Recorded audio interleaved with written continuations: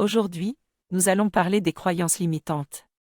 Avant tout, il est important de comprendre ce qu'est une croyance.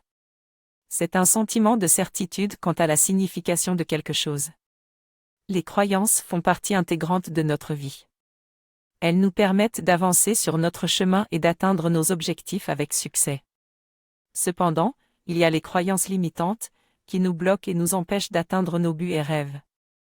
Elles sont créées à travers notre éducation, nos expériences de vie et nos interactions sociales. Plus elles sont anciennes, plus elles sont difficiles à supprimer. Personnellement, j'ai vécu toute mon enfance bercée de croyances limitantes, notamment en mathématiques. Mes parents m'ont dit que je ne serais sans doute pas très forte dans cette matière, et cela a créé une croyance limitante en moi, qui s'est répercutée jusqu'à l'âge adulte.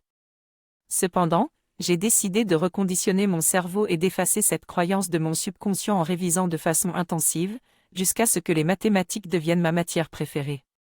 Il est donc possible de sortir de ce cercle vicieux, en transformant les croyances limitantes en croyances positives. Les croyances limitantes, telles que « je suis nul en maths » ou « il faut travailler très dur pour réussir », peuvent influencer notre santé, notre manière de voir le monde et notre réussite. Il existe 3 catégories de croyances limitantes, le désespoir, l'impuissance et la dévalorisation.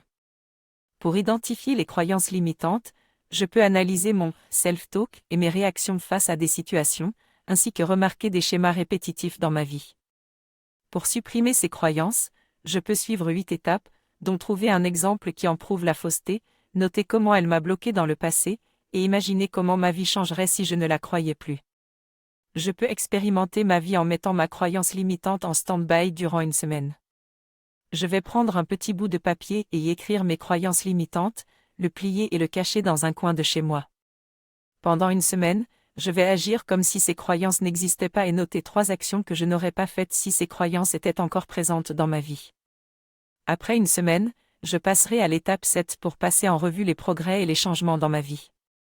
Je m'engagerai ensuite à supprimer cette croyance de ma vie et à la remplacer par une nouvelle croyance positive. Il est possible de télécharger les notes du podcast pour s'entraîner à supprimer ces croyances limitantes.